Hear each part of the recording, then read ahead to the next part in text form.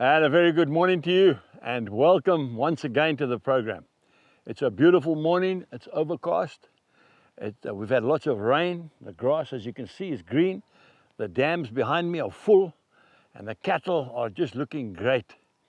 But I want to speak to you today about taking valuable opportunities. And this is not just a message for young people, it's for all of us.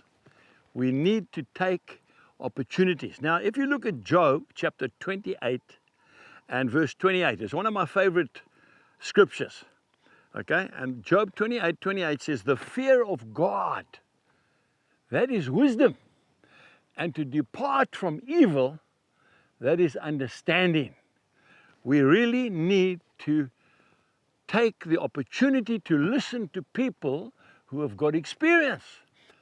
The people in the USA, the First Nation people, they've got a favorite saying. They say that when an old man dies, it's like a library that is burnt down. Because when he's gone, he's gone. And how many times can you and I say that we should have spoken to that man when we had the opportunity? But at the same time, I want to say to you, it's not just about age, because there's no fool like an old fool. I want to bring this down to a level here. It's about wisdom. Now, if we go to Luke chapter 2 and verse 46, listen to what the Word of God says. "Now it was that after 3 days they found Jesus in the temple, sitting in the midst of the teachers, both listening to them and asking them questions."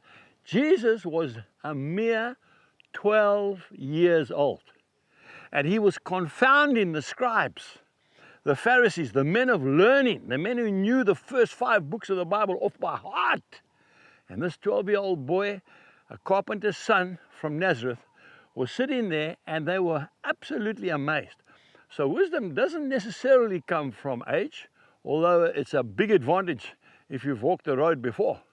But it does come from spending time with God. And I really want to encourage you to do that, young people. If you want to learn, get alongside a man or a woman who has walked with Jesus for years, and they will give you godly counsel, not their opinion, because our opinions don't really count for anything, do they? I remember an old gentleman who was one of the top cattlemen I think I've ever met in my life.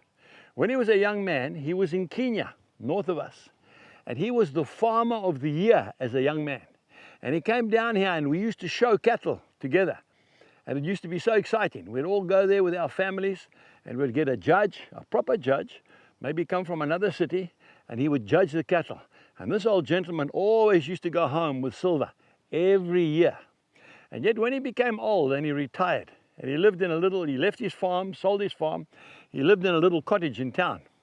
I would often see him driving down this district road here in his little Land Rover, and I could see he was lonely. He was lonely, and he was on his own. And I would think to myself, the young men, young farmers who are trying to learn how to look after cattle, this man is an absolute gold mine, and they don't even spend time with him. You know, just in closing, there was an old lady who lived on this farm, Peggy ONeill. She was my intercessor. I had many of them. My wife's also my intercessor. And this old lady used to write poems. And she used to call me Buchan hair, you know, the one that runs everywhere. And she was Tortoise O'Neill, that was her surname. And these poems were quite profound. She would often write that, Buchan hair's running here and he's running there. He comes to the top of the hill, and Tortoise O'Neill's waiting there with an ice-cold Coke for him. He's always there before him, because she always got up before him. And that old lady used to give me diamonds of wisdom. I miss her so much, and I will never forget what she meant to me. I want to say to you today, go and sit down and listen and learn while the people are still here. God bless you, and goodbye.